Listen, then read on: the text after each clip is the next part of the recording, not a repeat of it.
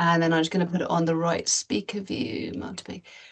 Hello, everyone. Welcome to this climate storytelling webinar. My name is Antonia Bolingbroke-Kent. I'm a writer and broadcaster. I'm delighted to welcome three really excellent guests. Well, two at the moment, and I'm hoping the third is going to come. We've got Alastair Humphreys, Nicola Cutcher, and hopefully Mark Lynas any moment.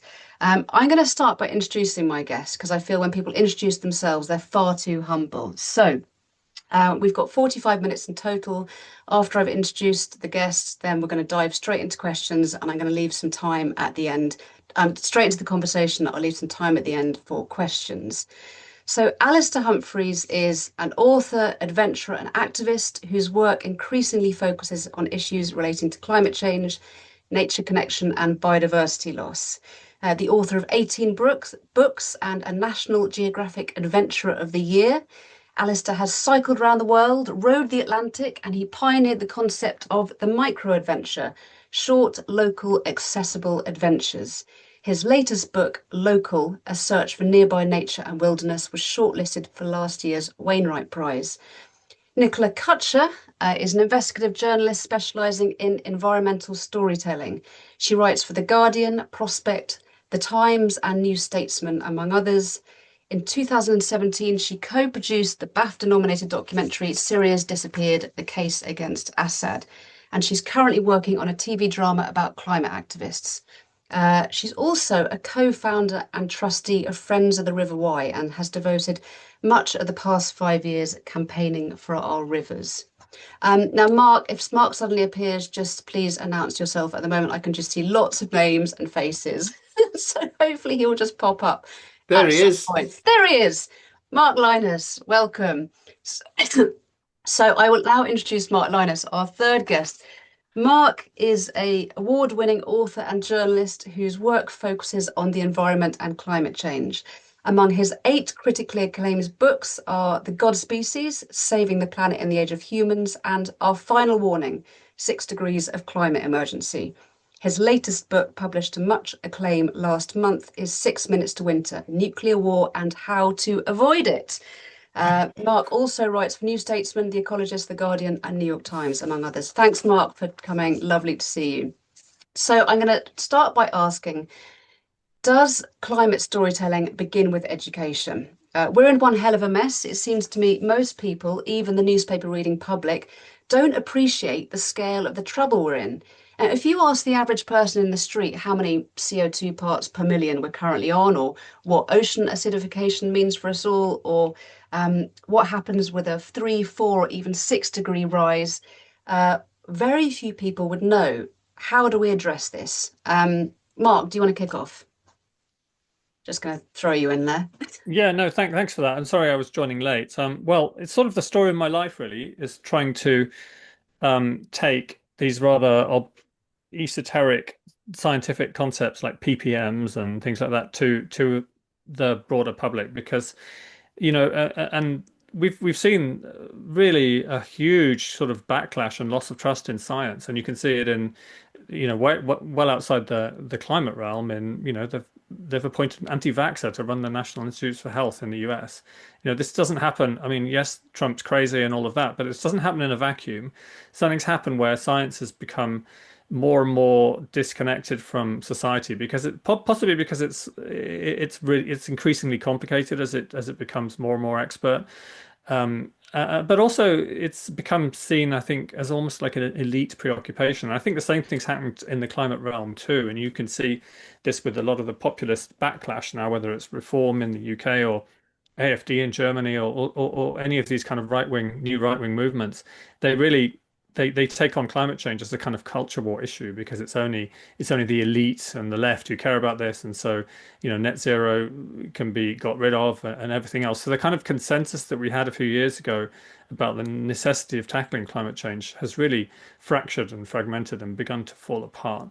And so I think it's really incumbent on communicators and scientists and everyone who works to understand this issue, to take really seriously the need to communicate and also to listen. It's not a one way street when you're talking to to the general public.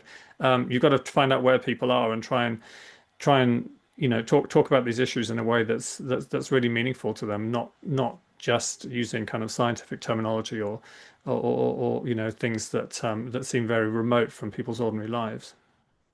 So how do we cut through all that populist rhetoric and what you're saying about politics and lack of trust in science and make stories that are meaningful to people? I mean, how do we reach, for example, people who reform are trying to reach, the people who feel disenfranchised or left behind by the system, people who are struggling to put food on the table? How do we cut through all that and tell stories that are meaningful and make them somehow care about climate change? Either Mark or Alistair or Nicola answer that.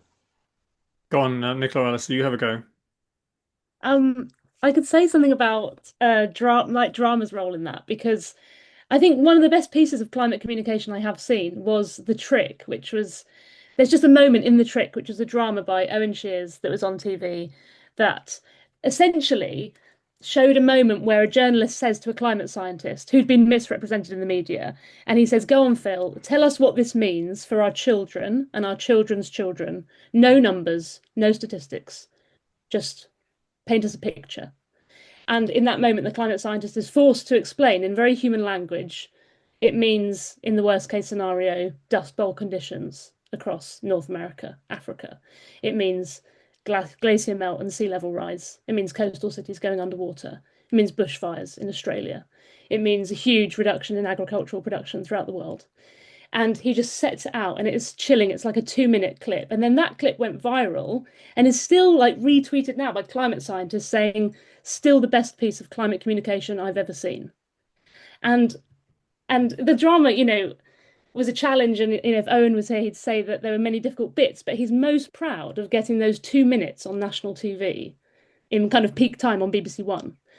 And I think it is about finding the words and the way to cut through in real language that doesn't sound technocratic about what that actually means for us as human beings, for our families, for our children all around the world. You have to paint it in real pictures because I think parts per million is so abstract that no one knows how to connect to that or how to care about it. That's one thought. Yeah, so it's the story, it's telling stories that connect to people, how it's going to impact their families. And it's interesting you said about TV. So, Nicola, you're currently working on a TV drama about, well, I'll let you say what it's about. But do you think television is the most impactful medium? Because we have so many mediums now for communication, social media, whether it's TikTok or Instagram or print or books or film, or do you think TV is the most effective medium of telling these stories? I think TV still has the chance to create a national moment. I mean, we're getting increasingly fragmented, aren't we? So everyone's in their silos of what media they read or what social media they access or the influencers they follow. And we have less and less commonality in those conversations. And obviously, even the broadcast landscape is increasingly split between all the different platforms. But if you look at the conversation that adolescents created recently, or, Mr. Bates versus the Post Office, or Ocean by David Attenborough, you can still have this moment where enough people see it, hundreds of thousands or millions in those cases, millions of people watch something and talk to people about it, and it still enables all the other media to kind of feed off it and do takes on it, and it filters out into other media, but you have that like collective moment where people can gather around something that's more accessible. And so yeah, that is why as a journalist I'm putting a lot of effort now into creating a television drama with Owen Shears, who we were just talking about. So it was basically, in this case, it was a true life story about climate activists and the court system. I was watching lots of court cases featuring climate activists and seeing that I was finding the courts, watching those court cases very emotional. And it was really connecting because they're the people that have heard the science and are then moved to act, rightly or wrongly. And obviously, many people find the actions of climate activists controversial. But they are people that have taken that information and they feel it as if it's real. And I often think of that XR maxim, which was tell the truth and act as if it's real. And a lot of those activists are people that are acting as if this future that they are scared about is real and they're trying to prevent it. And hearing them explain that in court was very moving. But I was particularly interested that in some courts, they're not allowed to mention their motivation at all. And so it creates this silencing, which is kind of a symbolic thing of the social silencing all around us, where people don't talk about it because it's awkward or it's uncomfortable. And so the courtroom is a kind of microcosm of that. So essentially, we're develop, and I took this particular story to Owen Shear's particular set of activists that this drama would be following, and a judge, and we're now working with a production company to try and get that to screen. So I have no idea if we'll be successful, but we are with a good company, and I think it's a very compelling story, and it's a chance to kind of put this into a mainstream conversation, I hope. Yeah, it sounds absolutely amazing story. Al, we haven't heard from Al in his shed in Kent. Al, back to the story about does climate storytelling start with education? And if so, how do we educate people? Any thoughts on that? I don't really think it's so much about education right now. And obviously it helps. So if I see a graph of something alarming happening in the world, then from my education, I can interpret the sort of dramatic implications of that graph and convert it in my head into pictures and stories in the real world. But lots of people can't really interpret graphs in that sort of way. And I guess that's all for schools and the education system to figure out rather than us. But more than that, I'd say that I think that everyone already is educated enough about climate in terms of the facts, really, or is actively choosing to not know them. I think the vast majority of people know that the planet is in a bad state, nature's in trouble, all these sort of things. Everyone would know that sort of thing. But what we're failing to do is to convert those facts into stories that resonate emotionally enough for people to actually get involved. So I actually think we need more stories and less education. So this is the $5 million question. How do we tell stories that convert those facts into stories that encourage people to become emotionally involved? How do we make people connect emotionally with what's happening? Because I made this documentary with Brian Eno last year where he was talking about the power of music to help people connect emotionally. And he was talking about artists being feelings merchants. But apart from music, in terms of the stories we're all telling, how can we tell stories that help people connect emotionally? Al, do you have any more thoughts on that?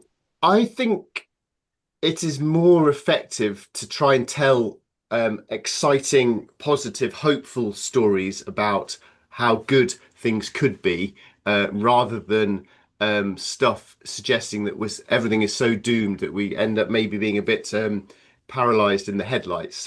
For example, a book I really love is Wilding by Isabella Tree about Knepp.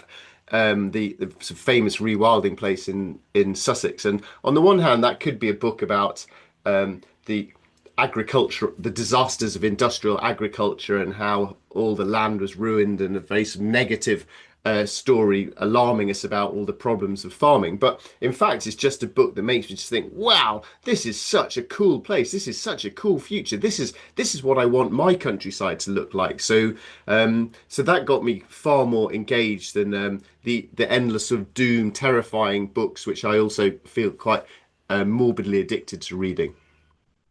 See, Al, you and I have had these conversations before about whether books have impact, and you're like, don't bother writing another book; they don't have any impact.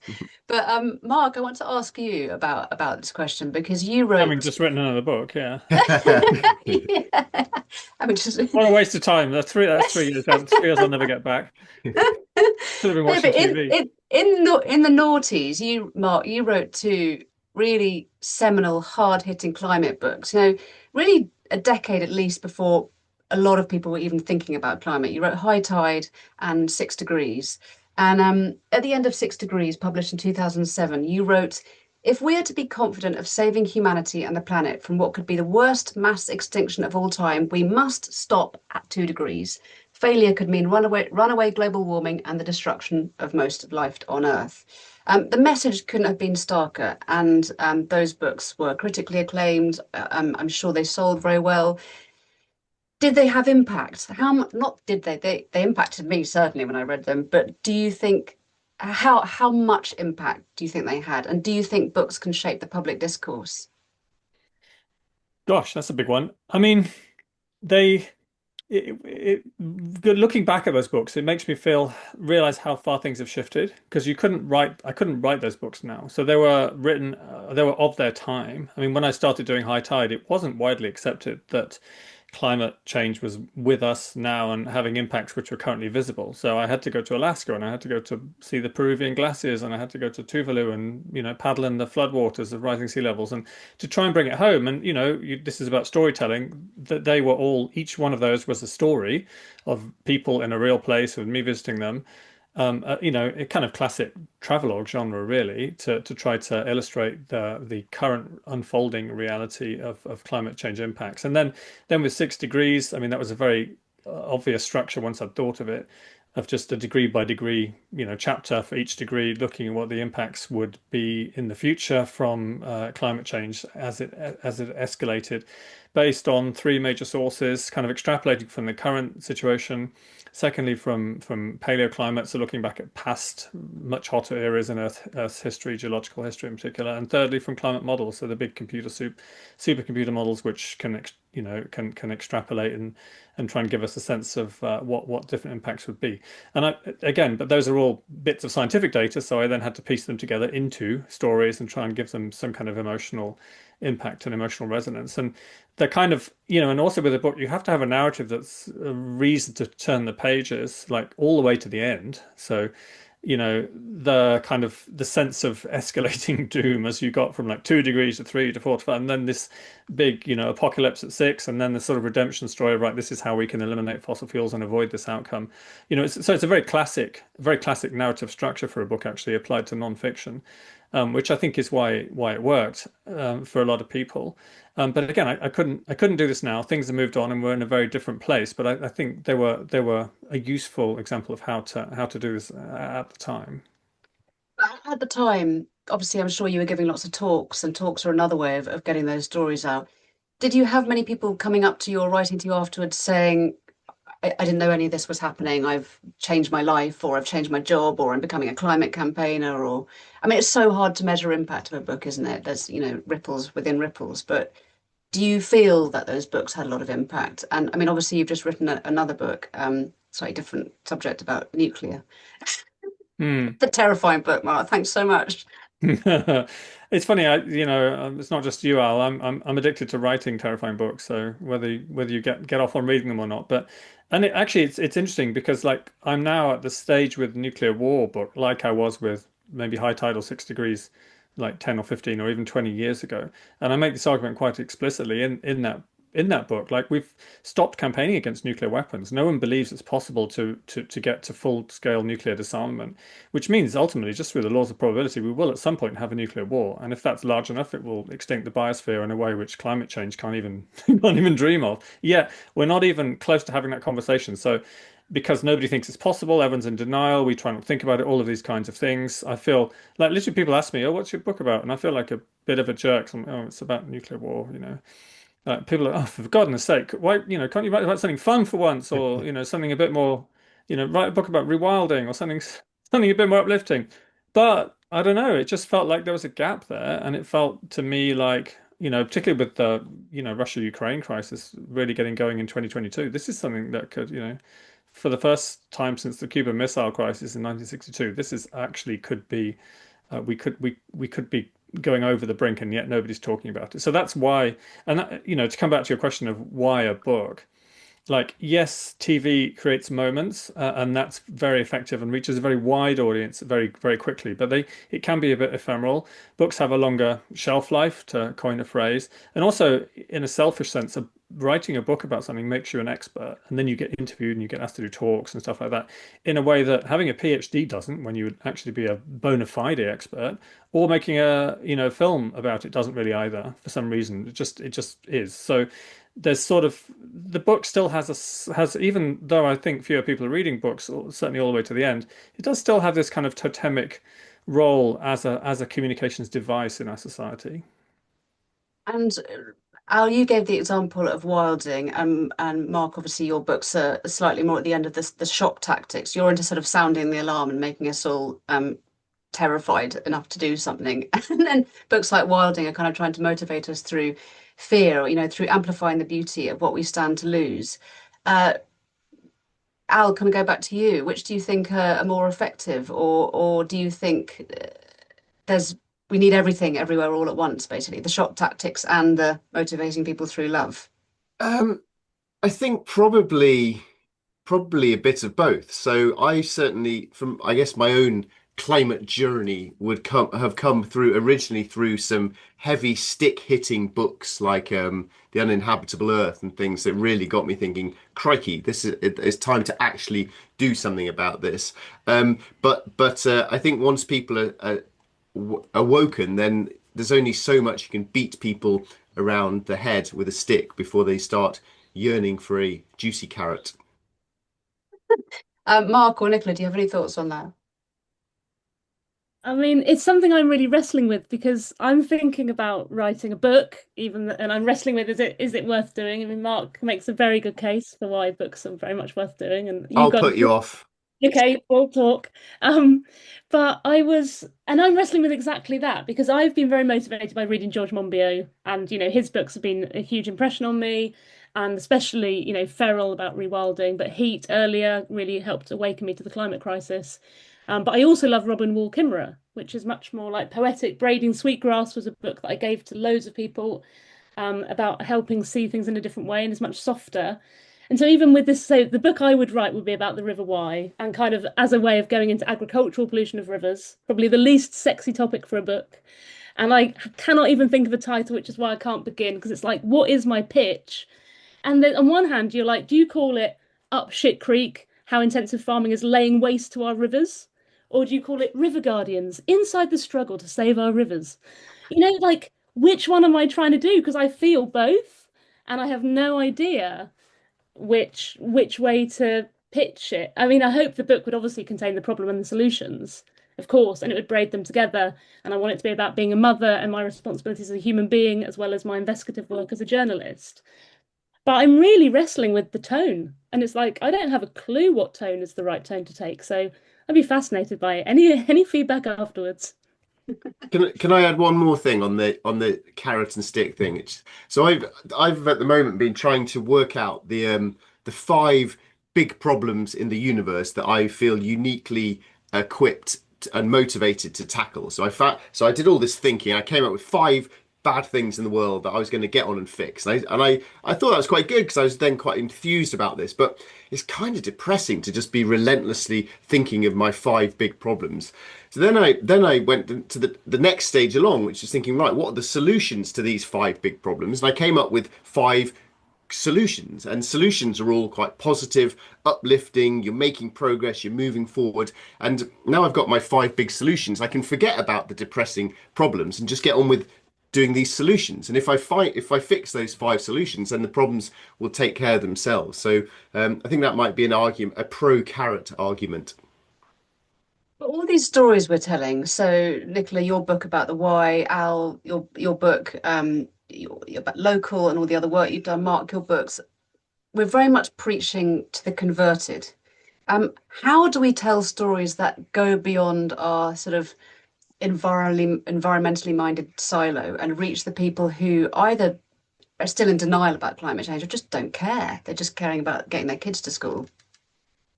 I can attempt that.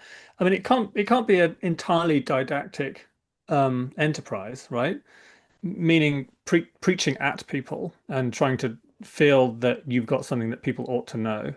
Um, it's got to be a bit more than that. And I mean, I think of Raising Hare, for example, which was a very successful nonfiction book last year, and that's about this little hare that came into this woman's like living room, and she was raising this leveret into being an adult hare, and there's all sorts of other sort of discursive elements about about nature and so on, but that was the story, and the story was emotionally impactful and really moving, and that's what makes it work. Whereas like just a big lecture about what the problems as you see them and why don't people understand, and I think you've got to also be a little bit humble. And I've found out over the years all the things I've got wrong, and I've learned to understand a bit more about the kind of narrative structures that we're embedded in terms of how we tell these stories. So like climate in particular has always been a very, and this is the reason why it's part of the kind of the political left, is it's always been this kind of narrative of sacrifice. We should, we need to give things up, we need to live more simply, and things that appeal to the political left are, generally. Whereas you could also tell a story about innovation and success and technological change and exciting futures and stuff like that, which haven't really come into the climate narrative, and so it has become kind of politicized and politically polarized. And I say that's about that's kind of the broader social narrative within which the stories we're telling about these particular issues are embedded, and it's critical to try and understand that, I think, from multiple perspectives. Thanks, Mark. And Raising Hair is a really good example. It's an amazing book, and I think it appeals to such a broad spectrum of people. I know it's sold incredibly well. And we are living at a time of chronic disconnection from nature and ever increasing urbanisation. Alastair, you have very much changed the direction of your work in the last few years, and your last book, Local, was really about nature connection. Do you think climate action begins with nature connection? Yes, absolutely. I really do. And I can speak about that just from my own personal life experience. I did science A levels. I did a zoology degree. I spent years crossing deserts and oceans and mountain ranges and all these wild places. Um, and and I suppose if someone had said to me, "Are you interested in nature?" I'd have said, "Yeah, of course I am." But it was only when I spent a whole year exploring the single Ordnance Survey map that I live in, which is a fairly crappy, uninteresting, boring corner of southeast England, but really, really paying attention to what was in my backyard, that for the first time I started to actually learn about nature, actually be interested in it, genuinely connect with it, and start to care for it in a way that I never had when I was just gallivanting off around the world or watching David Attenborough programs. So yeah, I've become completely convinced that paying regular attention to the nearby nature to where you are is really, really important for getting everyone engaged to care a little bit about their local area, which amplifies up automatically into caring about bigger global things. And in terms of impact, I mean, yeah, we've had these conversations about books and impact, but you've got a really big following on social media. I don't know, you've got 60,000 followers or something on Instagram, and you have gone from really posting a lot about the whole world of exploration and adventure to posting about nature connection. How much impact do you think your social media posts are having, or are you mainly preaching to the choir?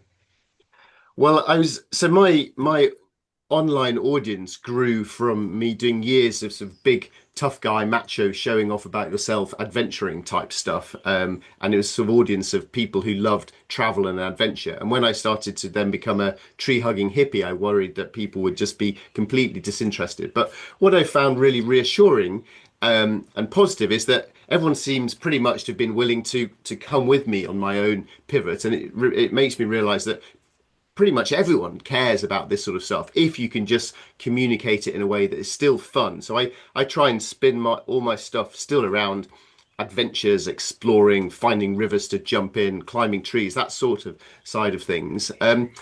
Sometimes I think that the impact of the stuff I put on social media is absolutely nothing except virtue signaling to make me feel smug about myself. And I very much worry about preaching to the converted. But at other times, I think a benefit of social media is that it can help people feel seen, feel less alone, and that the things that they're caring about and doing, they're actually part of a larger, disparate community. It's larger than they realize, and that then hopefully will make them more motivated to keep caring, keep doing their own local things, and keep influencing the people in their own tiny little communities as well.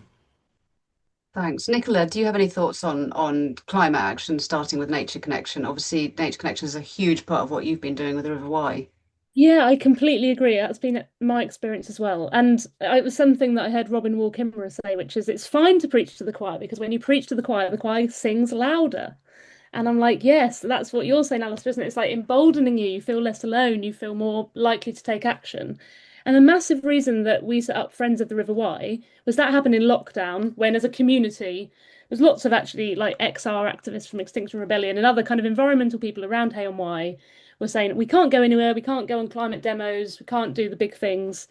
But our river has turned green with these algal blooms. So what the hell is this ecological catastrophe on our doorstep?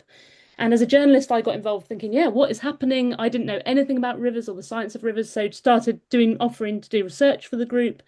all these people came together locally with all these different gifts and talents. And we had scientists, we had freshwater ecologists, we had marketing people, we had web people. So together we were like this super team of people. We had filmmakers, photographers.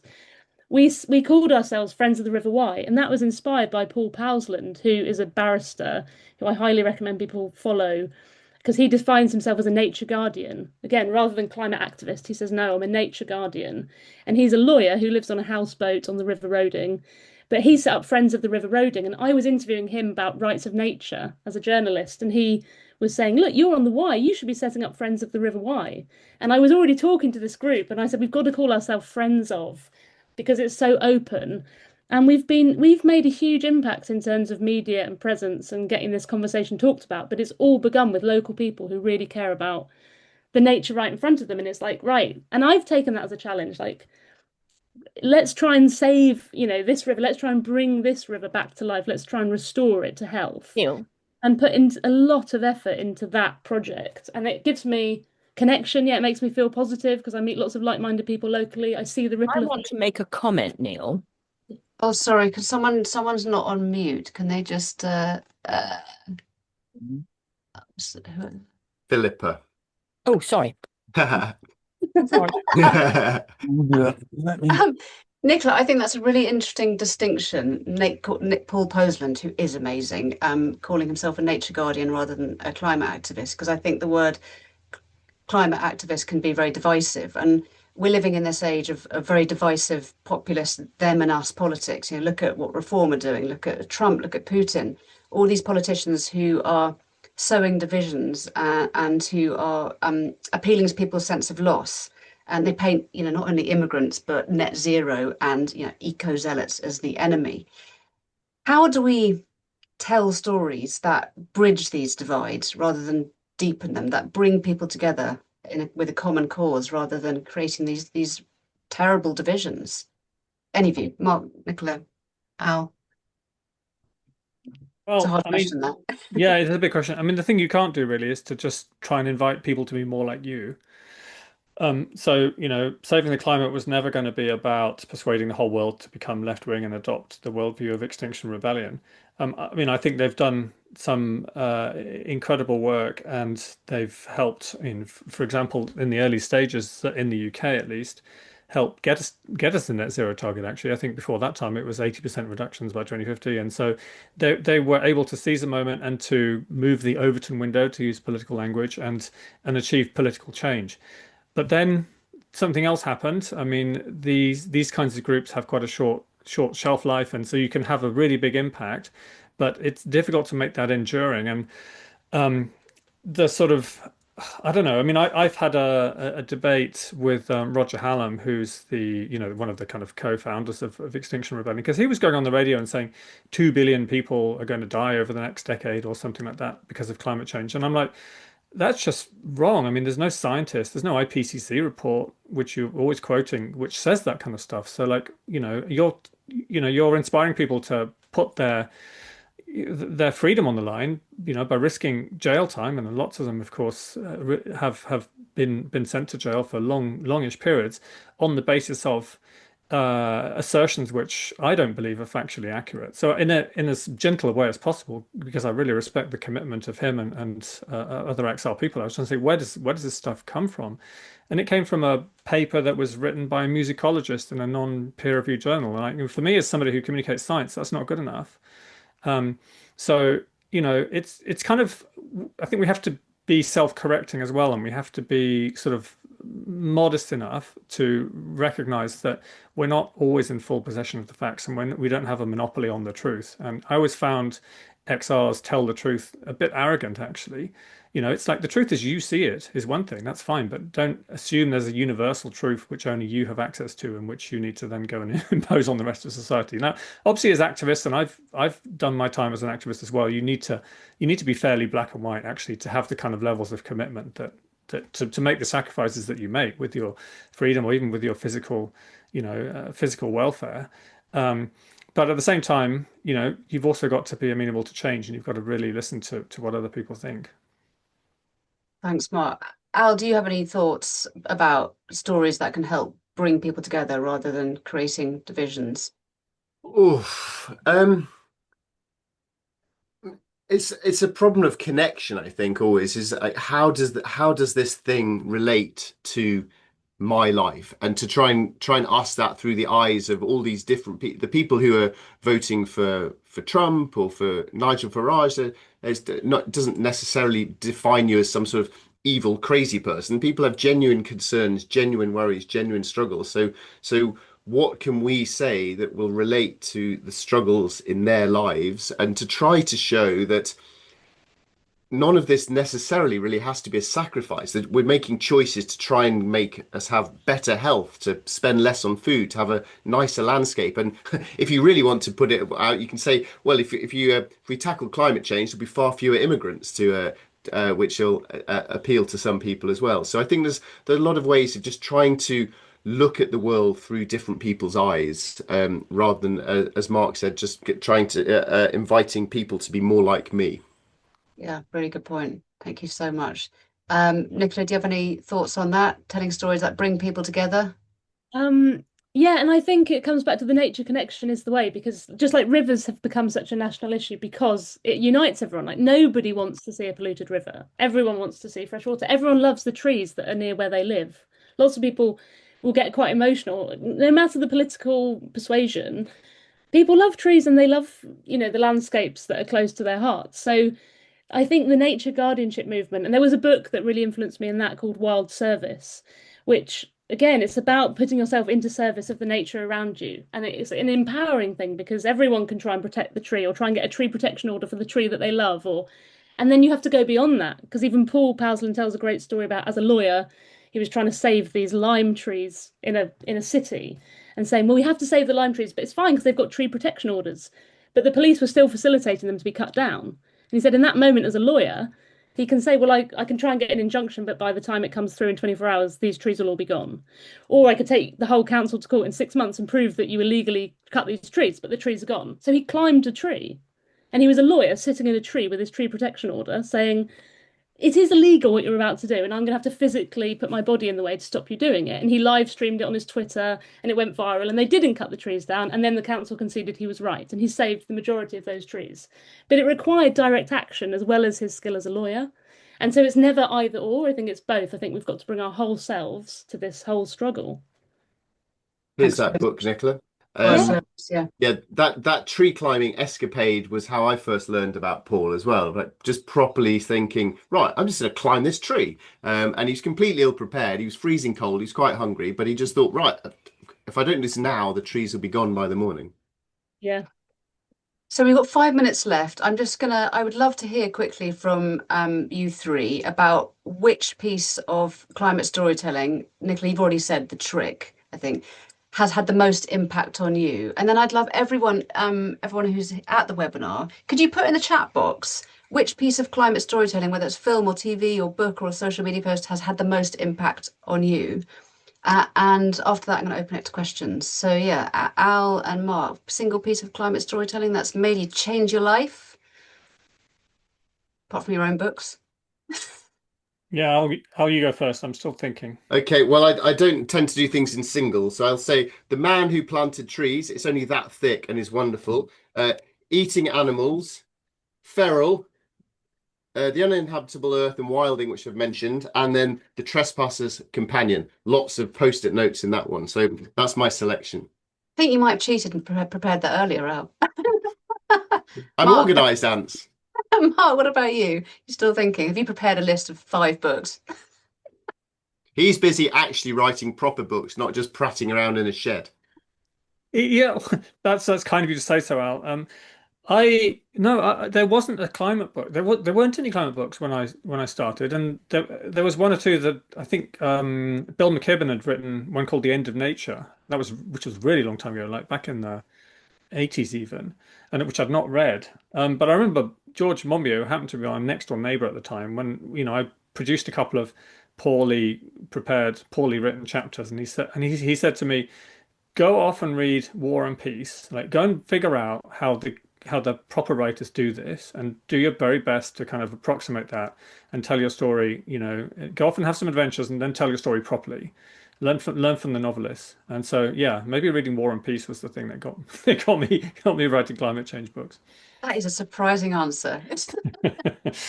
So has anyone got any? So we've got 5 minutes left. Has anyone got any questions? And if so, do you want to write them in the chat?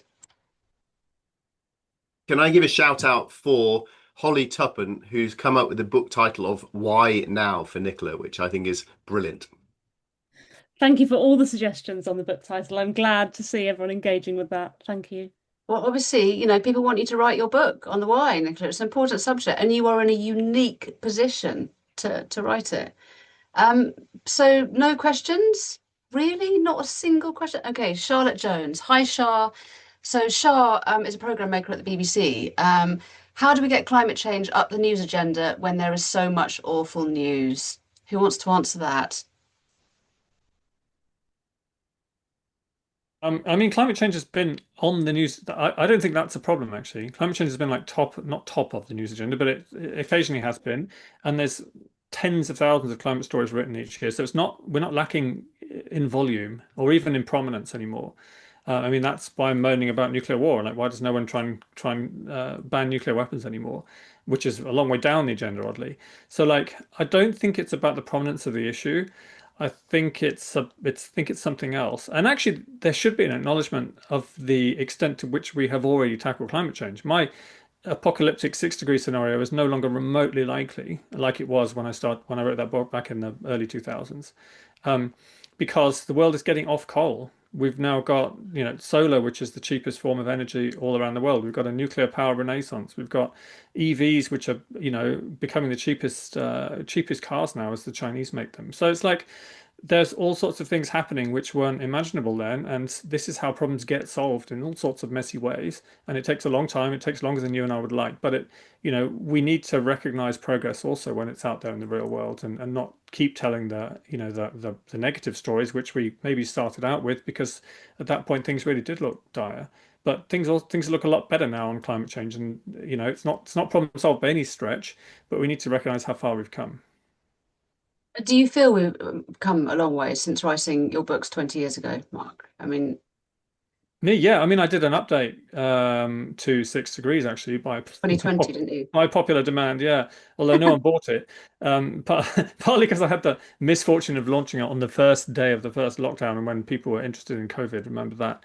Um, but Yeah, I mean, and actually, I'll answer this by referencing David Wallace Wells, who wrote The Uninhabitable Earth, who's kind of I've met him and I've talked about it, and he's gone a long way from his book as well. So he's kind of, I wouldn't say he's dialed back, but he's gone forward. He wouldn't write that book now either. And he's written about other stuff, and actually the more nuanced ways in which climate's not as bad as he saw it at that time. So, we have to not be polarized and call anyone who says anything vaguely positive a climate skeptic. Actually, good news has a motivating role, I think, as well. Thank you. I think, okay, we've come to the end. I'm just going to read out a couple of things that people have said in the chat. Dan has said, should we fight fire with fire, use AI to drown out social media? Someone else has said, what do we think about members of the Green Party wanting to become more populist? Someone else has said linking health seems to work well, much more immediate. Justin, the video game industry is significantly larger than the market for books. In terms of revenue and global value. Design a game that engages gamers with a need to protect rivers and biodiversity. Right, guys, go off and design a game quickly. Holly, I sadly don't think everyone does care about the trees and the rivers, so we need to do a better job at communicating the more tangible benefits of climate solutions. Okay, there's a question. So do you agree, and do any of you know anyone really good at this? Well, I really like Hannah Ritchie, who works for the brilliant, well, I think it's a brilliant website called Our World in Data. Mark will know more than me about that. But for me, that's my go-to source when I want something that's actually a fact. And I love that website. And Hannah Ritchie's written a book called Not the End of the World, which is a really sort of positive climate communications story. Great. Mark, Nicola, any thoughts on that? I agree. I totally agree with, the things that are win-wins. So, insulating your homes will obviously help with the climate fight, but will also help you if you're with your bills. Like, yes, all the wins for people are absolutely the things that should be highlighted in the news. I know, I used to work for Newsnight as a producer. It was a nightmare getting climate stories covered because they're not new. So you always have to have a report. You have to have some hook that makes it new to find a way of covering it. And I do think we did the media has utterly failed to tell these stories properly and clearly in a way that connects with people. Because though I would contest earlier, Mark was saying, and Alastair was saying, like, the education bit is done. I actually don't believe it is, and I think a lot of people, they might abstractly know we have a climate problem, but they haven't linked that to their lives. I don't think they have in a meaningful way. And like Owen would say, when the scene that I described at the beginning in the trick was filmed, the crew first of all looked at him and went, but that's not actually true, is it? And then like literally everyone on the set was like, but if that was actually possible, we'd have all been told. So I think there still is a role for a mass communication campaign if you had a government that actually cared about this stuff enough to put it forward. Mark, any last thoughts? And then we're really going to have to stop because, yeah, we're over time. Yeah, I've got Hannah Richards' book here. There we are. They were all showing books off. Can you see that? And people saying on the chat it was too rosy, but well, yeah, but that's what the data says. That's the whole point of this book, is it's about a data-driven approach to understanding what the current situation is. It's all on the web on ourworldindata.org, I think. And that's like tracking everything from like changes in infant mortality to nitrates pollution to so many different issues. If you want to understand long-term trends, go to Our World in Data, because I've learned over many many years that how people feel about climate change depends as much on their psychology as about the world around them. And people who are very gloomy about it are that way because they feel that way about the world. There's people who say, I don't want to have kids because of, that how awful the world is. And people were saying that in the 60s, and they've not had kids. And, maybe that was the right choice for them. But it's like, I don't know, don't imagine that the way you see the world is the way the world objectively is. I think that's like the one thing I've learned over many decades of doing this. Thank you so much. Thank you, everyone, for coming. I'm going to try and find a way to email you all the chat. And I'm going to stop the recording now. But thank you so much.